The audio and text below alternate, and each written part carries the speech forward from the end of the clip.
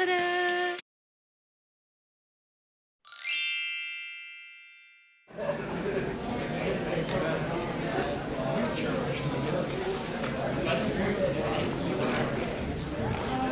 Welcome to this panel as part of Belfast Children's Festival 2021. My name is Tom Maguire and I'm head of the School of Arts and Humanities here at Ulster University, and amongst other things, a board member of Young at Heart, and I'll be chairing the panel today. Before we begin, just a few housekeeping details. So this session is being recorded, so if you don't want to be visible, please just keep your camera off. And then can I ask everyone to keep your mic muted until you're invited to unmute. Importantly, this event is also being signed, so to access the signing by our signer Heather Martin, you can pin her, and that's by just clicking on Heather's image, and on the top right you'll see 3 little dots. If you click on those, then you can pin Heather, and that'll keep her visible to you throughout the session. We're going to take questions for our panelists all together after they've spoken, so please type in any questions you have in the chat as we go through. So the United Nations Convention on the Rights of the Child enshrines a child's right to freedom of expression and the right to participate in cultural and artistic activities. In September 2020, Assitej International, the International Association of Theatre for Children and Young People, challenged all countries to meet the obligations of these rights in publishing a manifesto. That manifesto recommended the involvement of children and young people at every level through consultation and collaboration. So the questions that were raised by the manifesto include: do we truly listen and take heed of young voices at national and local level? And for many of us, how do we listen and take heed of those voices in a meaningful way? So to discuss those questions and others, I'm joined today by 4 panelists, each of whom has been a champion of children's rights. They are, firstly, Yvette Hardie. Yvette is the National Director of Assitej South Africa and the President of Assitej International. In 2019, she was recipient of the prestigious International Mickey Miners Award, the highest accolade presented by the International Performing Arts for Youth, to pay tribute to a person who has made a significant impact over an extended period of time to the field of performing arts for youth. Yvette is joined by Koulla Yiasouma, the Northern Ireland Commissioner for Children and Young People. Koulla is a trained social worker, and prior to taking up her role as Commissioner in 2015, she was the Director of Include Youth. And Include Youth is an organisation that works to promote and protect the rights and best interest of disadvantaged and vulnerable young people. The third member of our panel is Gilly Campbell. Gilly is the head of Community Arts and Education at the Arts Council of Northern Ireland, a post she took up in 2018, following a long spell as Arts Development Officer for Drama and Dance with ACNI. And our final panel member is Aideen Howard, former Literary Director at the Abbey Theatre. Aideen took over the role of Director at the ARC in Dublin in 2015. Now halfway through its 3rd decade, the ARC is recognised internationally as a key cultural organisation for children, dedicated to providing exceptional cultural work across a range of art forms. And of particular interest today is its Children's Council. So the format of the panel is that I'll invite each of our contributors to briefly introduce the perspective that they are bringing to the topic, and then we'll invite them to discuss common threads that emerge in the light of their contribution and in response to any questions and or comments that you might have. Again, just please post comments and chat and questions into the chat bar. You'll see already that there's a link there to the Assitej Manifesto, for example. So if I can start with you, Yvette, could you possibly just outline the rationale for the Assitej Manifesto and perhaps introduce us to its main features? Absolutely. Thanks so much, Tom, and thank you so much for this opportunity. So the Assitej Manifesto really emerged very much in response to COVID-19. In March of 2020, of course, the COVID situation was declared a global pandemic, and it immediately impacted on Assitej members across the globe. We found theatres closing, festivals closing, festivals being postponed, meetings not happening, conferences not happening. We all remember what that time was like. It was a time of profound disruption and change. what we were also seeing were the context for children changing drastically at the same time. So children were now, in many cases, not going to school. They were possibly being homeschooled, or they were being asked to school online. They were not having contact with family members sometimes, certainly with friends or with the broader community. And there was this real sense of disruption in their lives, which was very, very profound. And as Assitej, as an international organization, started to register these changes, one of the very sad decisions we had to make was that our World Congress, which would have happened in Japan in May, had to be cancelled, or rather postponed, to in fact this March. And we were about to hold it in a blended format. But we decided at the time that we would have been meeting in person in Japan to hold a series of coffee sessions across the globe.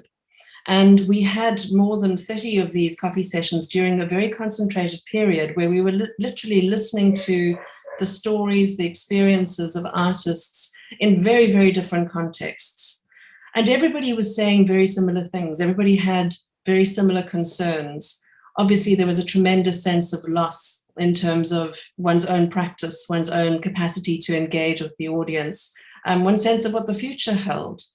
But there was also a sense of this being a particularly dangerous time, a time when, for example, education departments were using the opportunity of the pandemic to write the arts out of the curriculum with the kind of rationale that somehow there were other subjects that were now more important for children, that, this was not the time for children to have access to the arts. There were also concerns about funding being rerouted, obviously in some instances, very necessarily into very basic needs that were now opening up as a result of the pandemic, but also that this was meaning that there were cuts to theatre companies or to festivals or to organizations that would otherwise have been supported.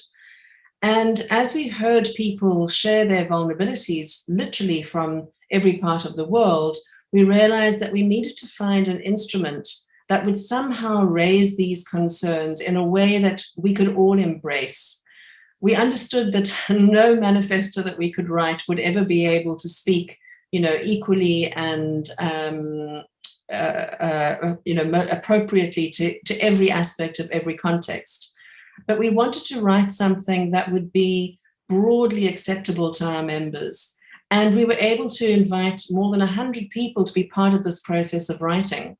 And so the writing continued through these coffee sessions, through drafts that were then shared and commented on and brought back again to the members, and until eventually we came to something in August, beginning of September, which we were able to release as a general global statement.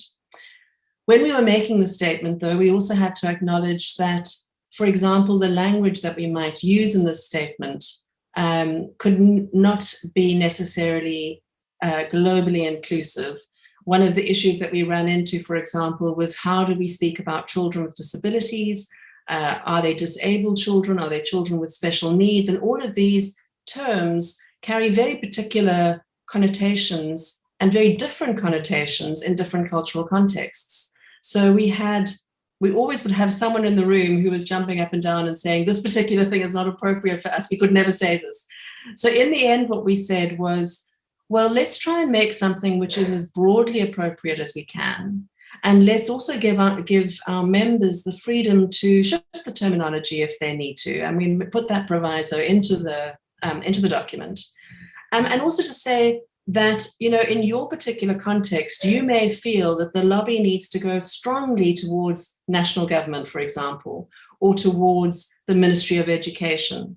But in another context, the strong need may in fact be to speak to parents right now who have the care of their children who are now in the home space, and to say to parents, this is an opportunity to ensure your child's mental health and their general well-being by ensuring that they also have access to the arts at this time of crisis, and of course going forward beyond the pandemic.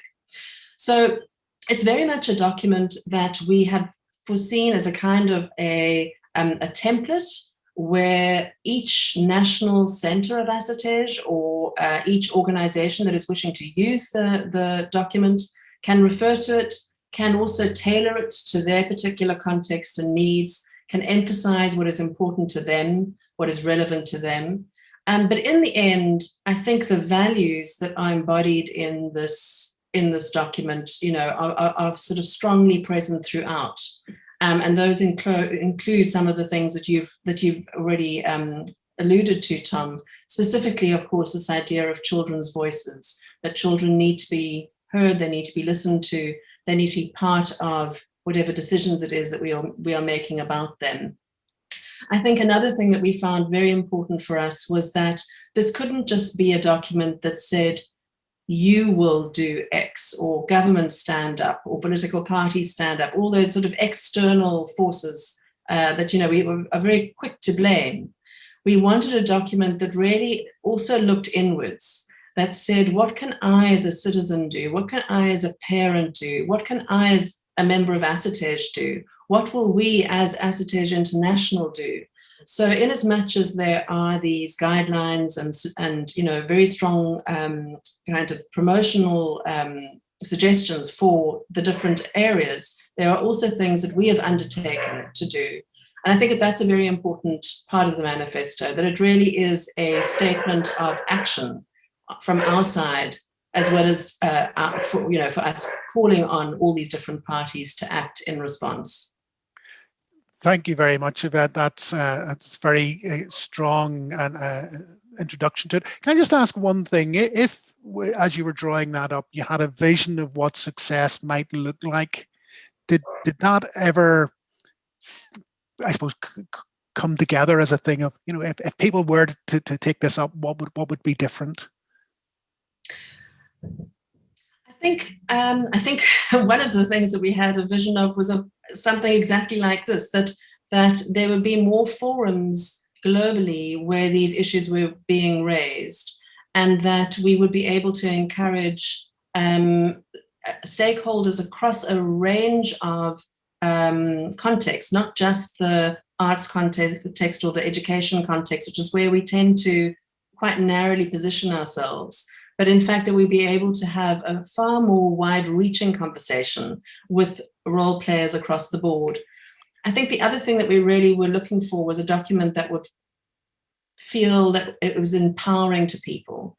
When we were talking to members from those national centres, there was such a sense of vulnerability, really, of loss, of vulnerability, of feeling like they needed solidarity. And so this document is really about trying to create a space in which that solidarity is possible, and then allowing them the support that they can create that solidarity in their own context. Great. Thank you very much. And I think what the things that you've been saying there will resonate with our next panelist, Koulla Yiasouma, as Children's Commissioner. I didn't realize that she was one of 40 odd Children's Commissioners right across Europe. So Koulla, for you, perhaps you might introduce a little bit to the work of the Commission and where these things are picked up in your role and your work. Okay, so thank you, Tom, and good afternoon, everybody. I have a wee video to show you, but I'll do that in a minute, and just to highlight how my office works on some of these areas. So as the Commissioner for Children and Young People, I am tasked by government to safeguard and promote the rights and best interests of children and young people across Northern Ireland. Now that, I can give you a very long speech about what that means, but essentially, NICI, the organisation I lead, is the independent children's rights institution for Northern Ireland. And it's our job, and my job, to hold government to account, to ensure that they implement the United Nations Convention on the Rights of the Child. And the convention is very, very clear. Children have 42 rights, and no one right is more important than another right. Although what we see in the reality of children's lives, and particularly during COVID, so I think this is a really important conversation, but particularly during times like emergency situations like we have with COVID, we sometimes forget rights like Article 31, a child's right to play, to leisure, and to be involved in cultural life, because we think of that as a frivolous and not as important. But when we think about children, of course, the first thing often we think about is them playing, is the joy of them being creative.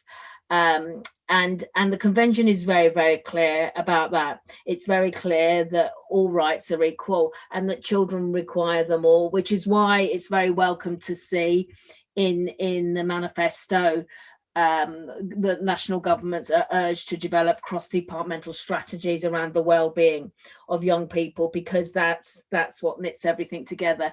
So my office works across a range of priorities to ensure that children's rights are actually lived and experienced by the 430,000 children and young people in Northern Ireland. And in view of the conversations we're having today about Articles 12, 13, and then, of course, 31, we engage directly with young people. And we are beginning to see a shift here, particularly in recent times and since the Assembly came back, of decision makers partnering with children to hear their voices. We're at that, I'm not going to say at the beginning of the process, because we've been at this for decades. We're still in the first phases of making that a really meaningful and getting to where we need to go. But I think we've taken some really big and strong steps to ensuring that children and young people have their voices heard. One of the biggest challenges in this whole environment and in this landscape of children's voices and participation is hearing the voices of our youngest children. There is all people who work, all participation experts, all youth workers, anyone who works with our youngest children, and we're talking 2 or 3 year olds, even younger, will tell you that they absolutely, and as parents, that they absolutely know, can express themselves. And they absolutely can be involved in some of the decisions, can express themselves in the decisions that affect their lives in that. And a lot of our participation processes and mechanisms in Northern Ireland are more around teenagers, or certainly post-primary students, and not so much with children in their very early years. And that's a really, really important thing to remember as we become more sophisticated in hearing the voices of young people. Just very quickly, before I just talk a little bit more about how in Nikki we've tried to remedy that for the way we work. I am required by law, but I wouldn't need a piece of law to do it, to take into account in all the work that we do the direct experiences and views of young people. So in order to do that, I have a youth panel who are very vibrant and vociferous, but again, they're in that older age group. So I do spend a lot of my time, as do my colleagues, going out and about, or we did in the old days, going out and about and talking to young people, and still have in my mind the little boy who dismissed me. He was about 3, who completely dismissed me out of hand because I didn't know the difference between a dumper truck and a digger truck. I'm from London, I'm urban, I didn't know the difference. Honestly, the child wanted to have nothing more to do with me, and that was my loss, not his, because he carried on playing in the sandpit and was very, very happy. So it was a stark reminder for me about how I just needed not to make assumptions and not think I knew what I was doing just because I am a mummy and I am the Children's Commissioner. So I'm really looking forward to having the conversation about how we can make rights a reality. So, but before we do that, as I said, in Nikki, we have been, since the office was set up, very good at speaking with older children and engaging directly with older children. And but we did set our mind to how we work with younger children, how we work with younger children to talk about this thing called rights, these promises that government has made to them. So collectively, we came up with this idea of a cape. And I just want to show you a very brief video of a little bit of the story of our Cape of Rights, or my Cape of Rights. So, Tom, I'm not sure whether I'm sharing it or you're showing it. So if roll video, I suppose is, there we go.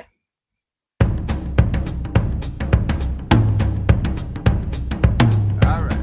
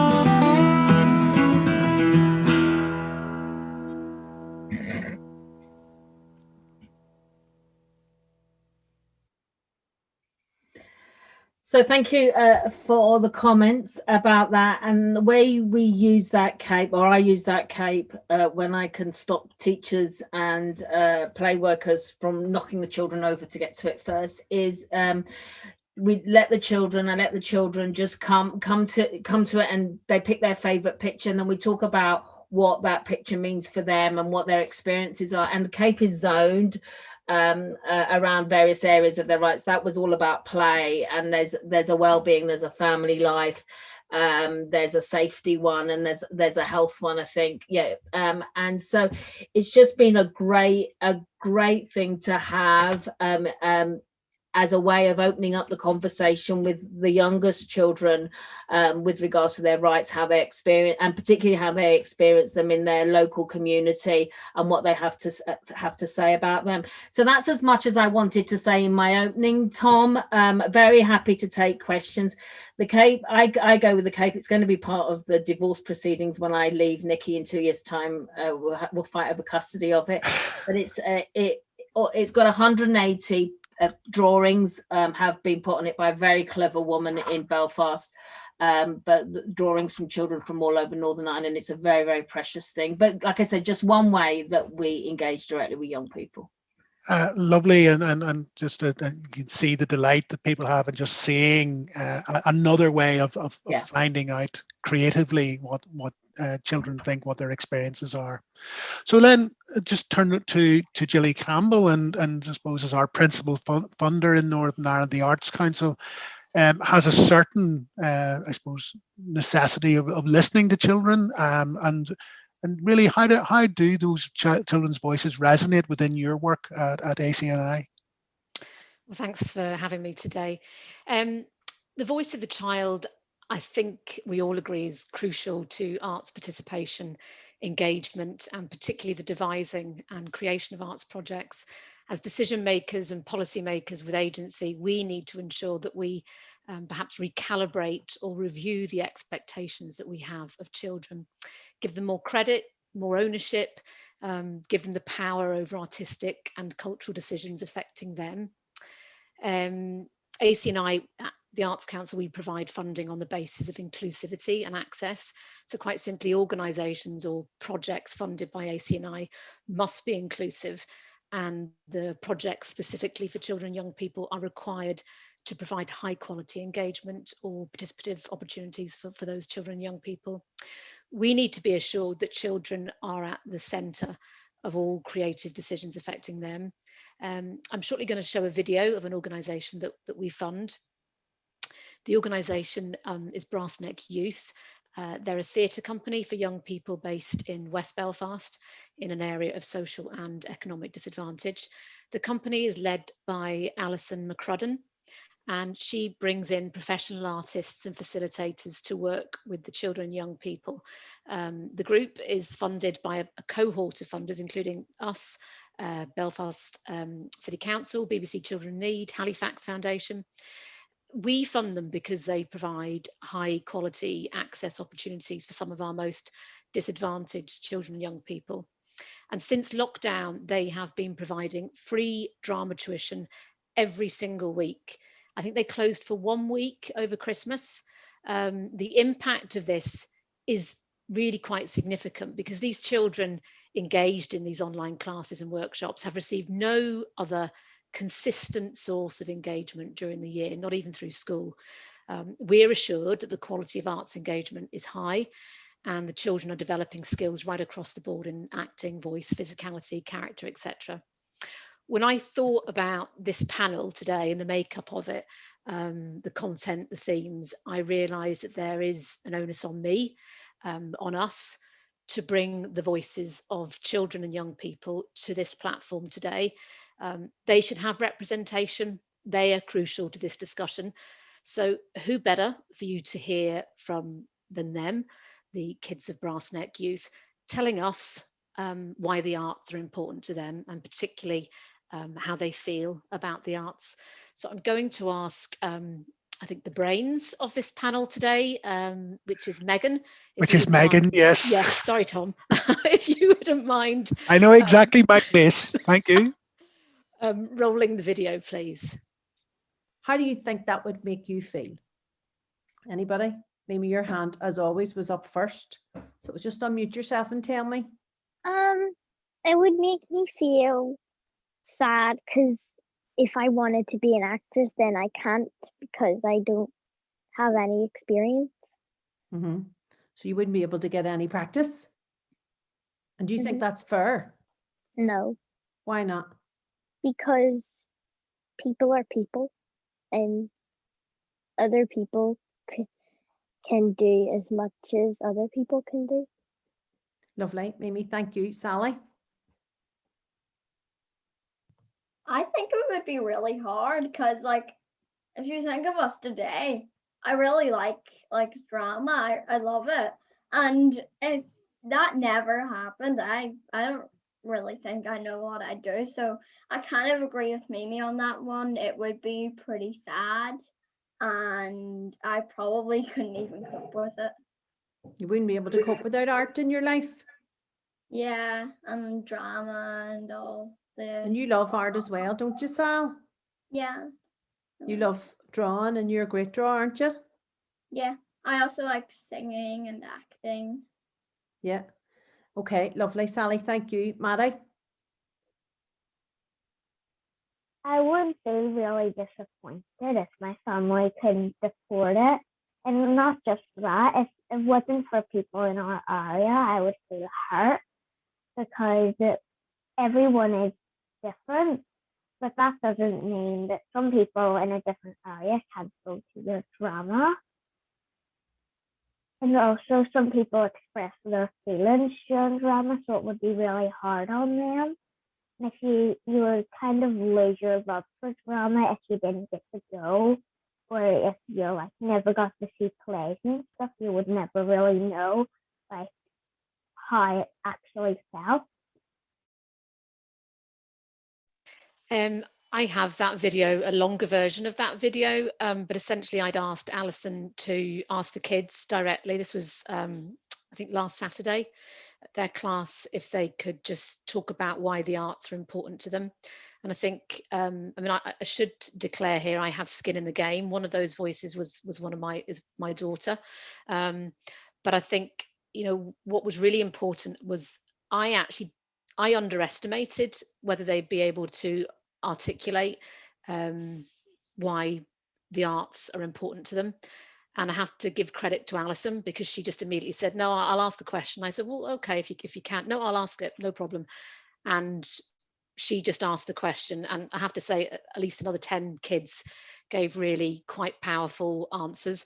And I think they were even more powerful because of the year that we've just been in, and we continue to be in, obviously. But as I said, what was crucial there was these were voices from children, young people who have had free arts provision every single week since the beginning of lockdown, and just one week off over Christmas. And I think that is really quite powerful, and all credit to organisations like Brass Neck Youth, who have continued to come into the lives of children to make their lives better and to include them in arts participation and engagement. Thanks very much, Gilly. I mean, a really powerful testament to the kind of expert and skillful facilitation that enables children to speak in the kind of trust and space that's created to allow those voices to really come through, because there's clearly a really strong bond there. So I'm going to move from you, Gilly, to Aideen, because in setting up a children's council, she kind of had to nail her colours to the mast to say not only was she going to listen to children, but she was going to give them a real influence and say on how an organisation right in the heart of Dublin was going to operate. So Aideen, can you just set out for us how the ARC and the Children's Council worked together and how it came about? Yeah, certainly. If we were all together in Belfast, I would be saying how appropriate it is that we are talking about children's rights in Belfast, because you guys are leading discourse, leading thinking, and leading actual change. And the Centre for Children's Rights in Queen's in Belfast is leading world practice. So I just want to acknowledge that, because sometimes we don't celebrate what's close to hand and what's close to what's local, I suppose, which in fact is having seismic change. And in particular, Professor Laura Lundy has been leading the charge in that regard and has been a big influence on our practice. So I'll say a little bit more about that later. When Yvette was talking about the competing priorities or the different cultural emphasis that came about last year in creating that manifesto, I was thinking it reminded me of what I've read about the actual creation and the writing up of the UN Convention on the Rights of the Child itself. It needed to be broad enough to be able to include all sorts of cultural buy-in, while at the same time committing people to change. So that is the starting point for us at the ARC. The ARC was founded in 1995 in the full flush of enthusiasm after Ireland had ratified the UN Convention on the Rights of the Child. And the founding principles of the ARC come from Article 31, which I think is bold and radical and exciting, but also a massive mission to deliver on. And when I started at the ARC in 2015, as you mentioned, Tom, one of the things that I looked at was how the ARC was actually delivering on that incredibly audacious vision. And when the ARC turned 21 in 2016, we took the opportunity to use the year of the birthday as a strategic review, to really survey the landscape and see how had Ireland changed for children, what had happened in the interim, and should the ARC's mission and vision be different? Should it evolve in some way? And although we established that Ireland had changed dramatically for children and in the area of children's rights, we now have an ombudsman for children, we have a full cabinet ministry for children, we have made great progressions in some areas, it was still very evident to us that the delivery of Article 31 could be, characterized as partial, and that this area had up to then had very scant attention from policymakers in the area of the arts. So through that strategic review process, it became very apparent to me that although the ARC had been making brilliant work for children for 21 years, it was doing it with adult-only imprimatur. Later, I learned that was called the adult construction dilemma. And so what we wanted to do in setting up a children's council was to address that imbalance by creating a mechanism for children's views to be given due weight. And although, the Commissioner mentioned this too, although Article 31 is all very well, we should be thinking about these rights as interconnected and indivisible. So we wanted to connect the obligations of Article 31 with Article 12's promise to assure to the child who's capable of forming his or her views the right to express those views. And so that was our ambition. And why, you might ask, did we decide that this was so necessary for the ARC? Because I think this is the big question. Why would you throw yourself into such an all-consuming and involved process? And there were two key moments of influence for me in considering this new practice. The first is a good example and the first is a bad example. The first was a document that was published in the year that I started at the ARC by the Department of Children and Youth Affairs, who had just then launched the National Strategy on the Participation of Children and Young People, which is an amazing, progressive, forward-thinking document. And at the time, Ireland was earning gold stars in Europe for being so sophisticated in its thinking about children and young people. But crucially, within that document, I came across a thing called the Lundy model and quickly wanted to learn some more about it. So I took myself off to the officials in the Department of Children and Youth Affairs, who were incredibly generous with their practice and their information. A little bit intrigued that an arts person and an arts organization wanted to explore this. But that was fundamental and a fundamental influence. So I say that because we often think that policy doesn't make things happen. I am a true believer that good policy can make significant change. And that was a direct formative influence on us. The second experience was a few months later when Ireland went off, the officials took themselves off to Geneva to present as part of the periodic review, whereby every country who is signed up to the UN Convention on the Rights of the Child goes to Geneva to present on the progress under the 42 articles. I went along on behalf of the ARC as part of a civil society delegation. And as part of that experience, I saw just how much progress had been made in Ireland over the intervening years. But it was also stunningly evident to me that art and culture and Article 31 were nowhere present. There were no representatives of the Department of Arts or Culture. There was nobody from any arts background whatsoever. And in the informal discussions after that event, the then Minister for Children quite thoughtfully said, "We are very light on culture, aren't we?" And I thought there's an opening. Actually, you know, from bad practice comes an opportunity, and we took it. So 3 months later, we set up a pilot project, which was the Children's Council. We have since commissioned an evaluation of the impact and operation of that council, and I'll put a link to that in the chat later. But then in 2016, it was a pilot. And the idea was really to create a substantial process for children's views to affect our decision making. We thought at the outset it was our decision making about art. How narrow-minded were we? We quickly established that, in fact, we of course should be using the Children's Council to inform all of our decision making in terms of our corporate governance and our practice. So we wanted also, at the same time as we were doing that work internally, to use the UNCRC as an advocacy tool to promote awareness of children as rights holders. So we took the opportunity to include 15 local children who were living in Dublin city centre and were in schools neighbouring the Arc. We also, and this was critical to our thinking about it, we also engaged a theatre artist in residence as their mentor and facilitator to signal that this process was going to be art-led rather than facilitated. So in other words, what we were actually interested in was art making, and that although this was a participation opportunity for those children, that we were committing to an artist of significant reputation at the same time.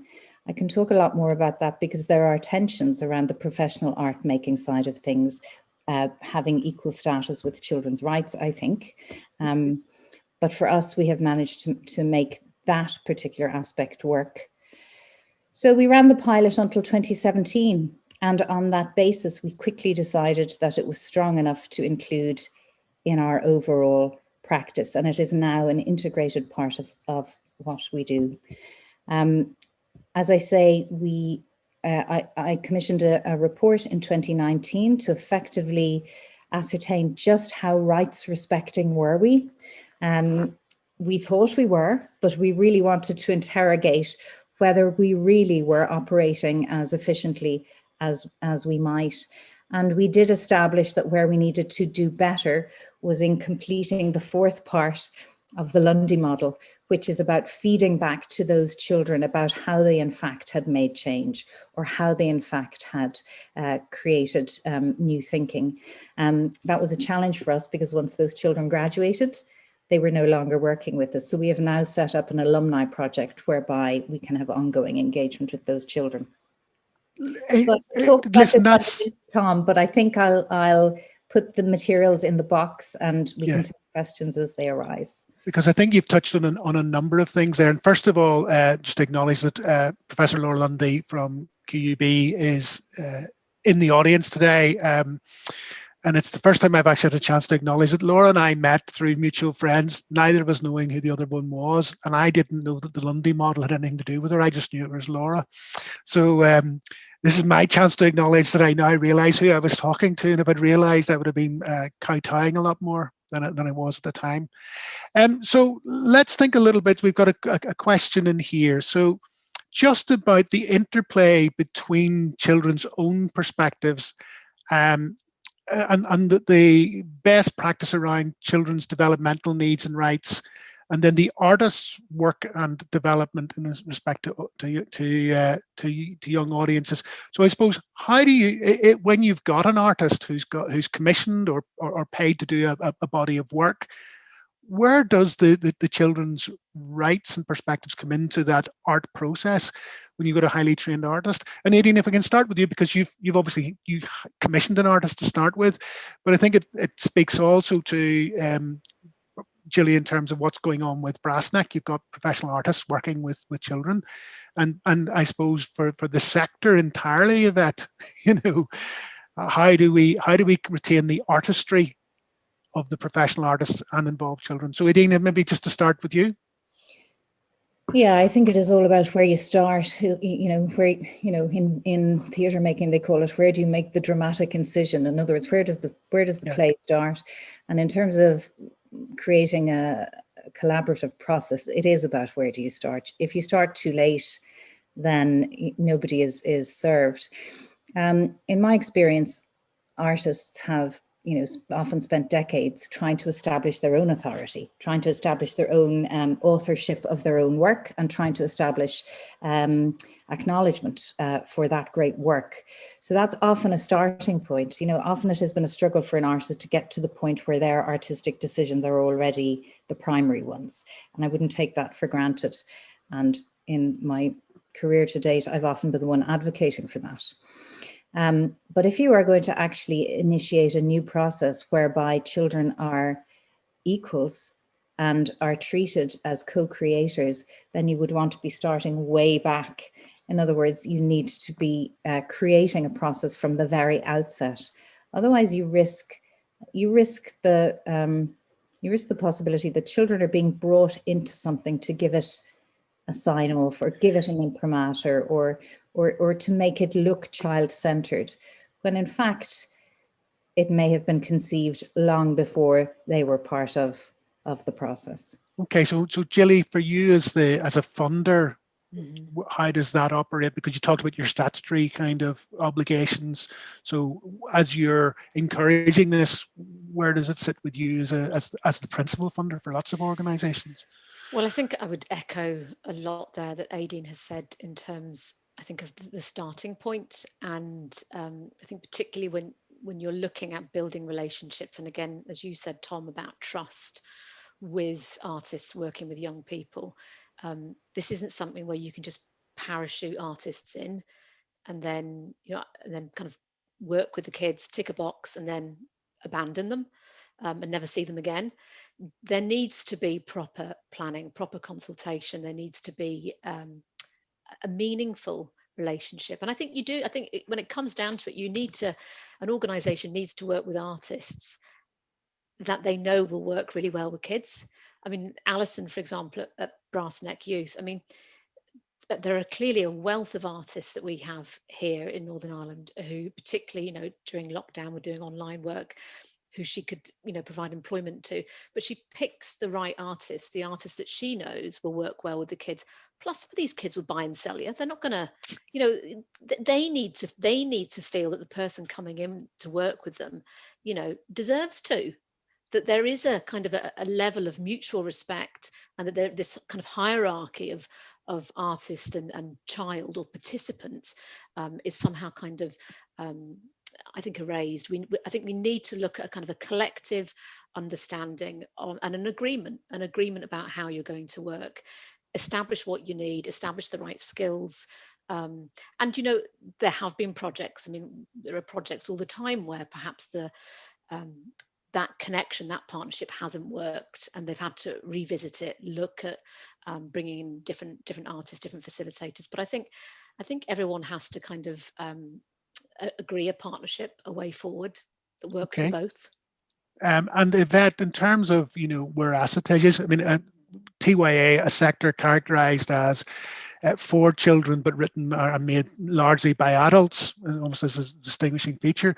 Where have you seen good models or effective practice of engaging both the artistry and the children? Well, I think, what's been very fascinating to me is that over the last 11, 12 years, there's been an increasing number of projects and best case examples of work where children have been very much embedded in the process, where the starting point have been the children themselves. And in fact, it's become one of the focus areas of Assitej in the last 3 years has been child participation as being a very particular thing that we're looking at. But having said that, obviously there is still this kind of, there's theatre for children and theatre with children and theatre by children, and and that sort of conversation continues to circle around. I mean, I think in terms of best practice or great examples, there really are as many as they're so diverse.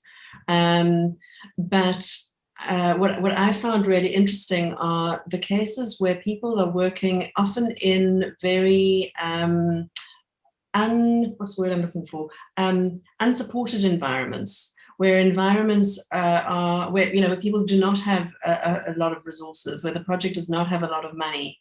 And so really the focus has to be on the relationship. The focus has to be on, working with the children very directly, creating a very strong, trusting bond. Many of the things that Gilly said absolutely resonate with there.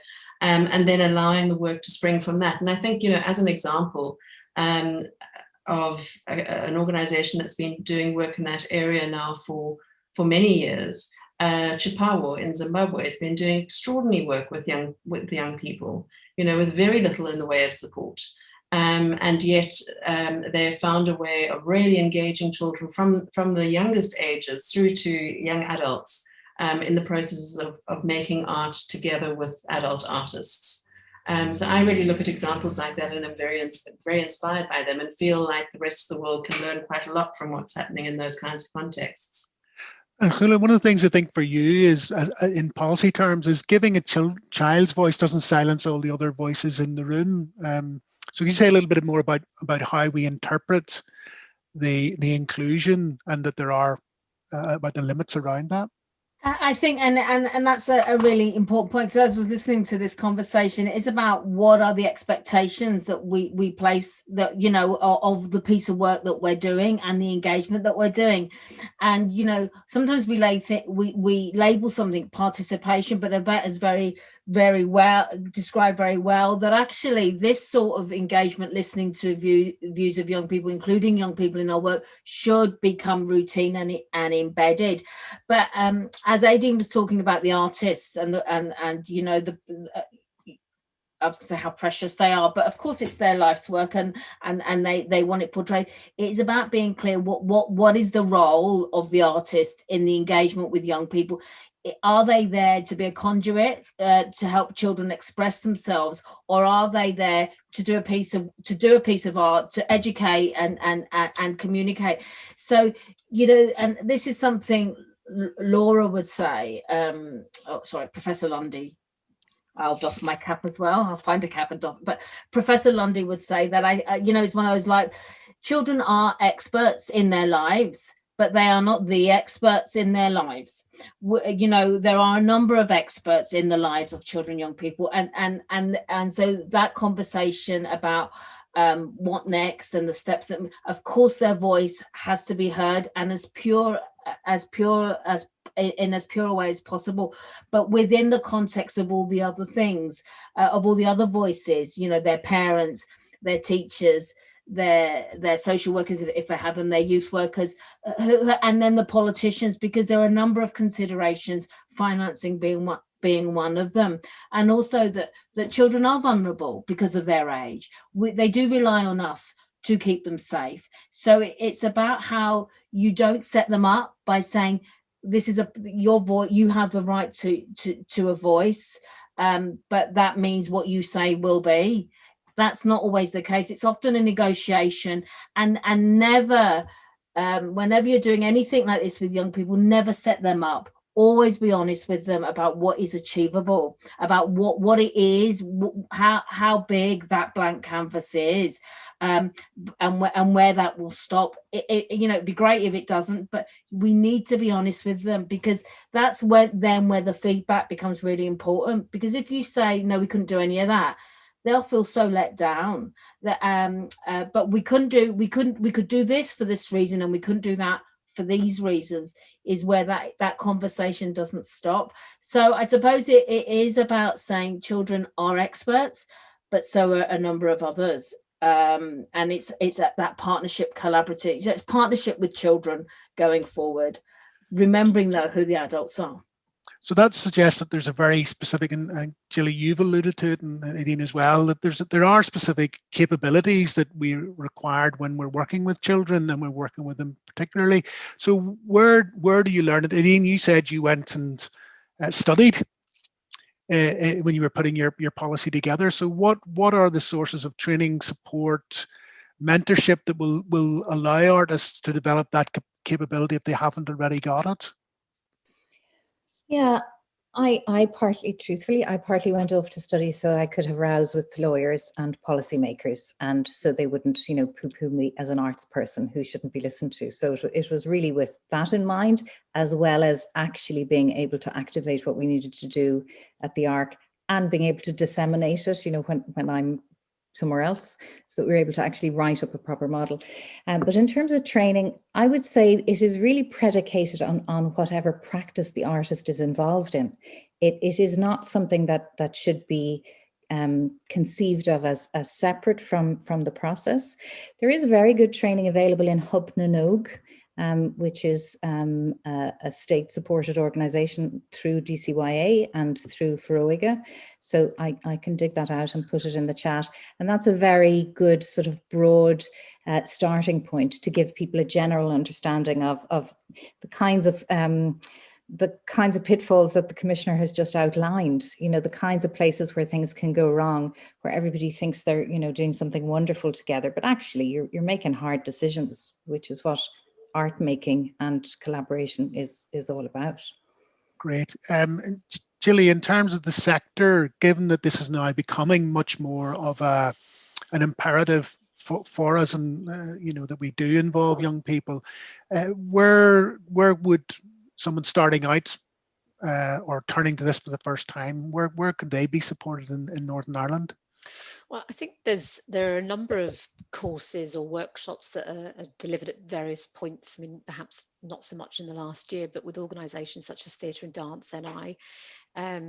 Also, I mean, a number of organisations already within the kind of portfolio of arts organisations that work with young people, they would have a kind of a trajectory for young people who have already been participants. And then move up to be kind of peer leaders. So I'm thinking of a group called Kids in Control, yep. which you'll be well aware of. But it's a mixed ability theatre and physical theatre group, and they work specifically with young people, and then hope and train and try to encourage those young people to remain with the company and become peer leaders. And I think we also have to be honest, there are some brilliant artists who are just, it's maybe just not their bag. It's maybe just not what they do. I mean, I love kids, I'm a mum, but certainly after the last year, I'm a terrible teacher, homeschooling, I'm never going to be a good teacher. So at some point we have to kind of go, it is quite specialised. I think there are some artists who are just naturally really good, particularly, physical theatre artists who, they use their body, they know how to kind of be clowns, they have natural skills that work really, really well with young people, and encouraging young people to learn those skills too. So, I mean, I'm seeing a lot of actors certainly over the last year who are, having to do lots of different types of work to try and sustain their career and their practice. And a lot of them have become really, really good at working in facilitation with young people, or indeed older people as well. So I think there are lots of different routes and trajectories. Okay, I just corner of my screen spotting that we're almost out of time, and of course the frustrations of any panel are that just as things get going, the clock kind of gets to us. So, but before we finish, is there anything that particularly you would like our audience to take away from the perspectives that you've heard, or in response to the perspectives that you've heard? And if I start perhaps with Yvette, is there anything you particularly sort of last contribution? Well, perhaps just jumping off what Gilly's been talking about now, then I think that another way of looking at it is looking at collaborations. And I think that we need to recognize what our strengths are, both as artists, as facilitators, as people working with children and young people, and then get into the room the like minds and the differently, the different talents that we need in order to really put together a winning combination. We don't necessarily all have to do everything all the time. But we do need to find ways to engage with our audiences, to engage children in art making, to give them spaces for their own voices to be heard, etc. And so how we can work together to do that, I think, is a really interesting conversation to have. Thank you. Koulla, for you, I'm not going to say the takeaway, but No. I suppose that the thing I would say is don't be afraid. Children aren't that scary. And actually they're pretty wonderful to work with. And just building on what Yvette says, you're not giving up power. You're actually just wielding that power more effectively by engaging directly and listening to the voices of children. Yes, some of it will be specialized and you need to ask for that help, get that support, but don't underestimate your abilities just to have a conversation with young people. And if you are genuine and if you're your true self as much as you can in a professional setting, young people will respond to that. And when it gets to the specialist stuff, of course, move on, but don't be afraid. Honestly, children and young people will not have a go if they believe you're being genuine, and don't promise too much. Great. Gilly and Aideen, this is one of those in 10 seconds. Anything you'd like to add? No, I would just really jump on the back of what Koulla has said in terms of, having honest and truthful connections and being authentic in establishing, what the partnership would be. Just, I think it's essential just to build trust, and particularly with children, young people. It is about saying, look, this is what we think might be achievable, but look, let's see, it's a journey. Don't set yourself up to fail too much, although failure is not always an issue either. But I think it really is just about building trust and maintaining trust and working at maintaining it. Great. Aideen. Yeah, briefly for me, mostly what I focused on today was sharing the model of the Children's Council, but my greatest fear is that the Children's Council would itself become an elite, and that, the organisation would put all of its participation practice into that. So our big focus now is in making sure that we're mainstreaming what we've learned through that practice into everything we do every day. Lovely. So for me, just listening to you all, the key element here is about relationships, and sometimes relationships take lots of work. They also can have their downtime, so you will make mistakes, but if you don't start the relationship, it'll never happen. So thank you to each of our panelists for your contributions to the discussion today, to Yvette, to Koulla, to Gilly, and to Aideen. And thanks too for Heather for signing for the event for us. I think it's almost like exhausted. I think she'll be going lying down in a darkened room at the end of this. So our next industry event, Homegrown Meet the Makers, is at 4:30 today. So please join us for that. And there are places still available for tomorrow's industry events, Going Digital, Staying Digital with Noel Jordan at 3, and Their Place, How Creativity Can Enable Children to Respond to the Pandemic with Hugh Mulholland at 4:30. There's full details on the Young at Art website, and delegates, don't worry, you don't have to book. You have your links already on the delegate welcome page.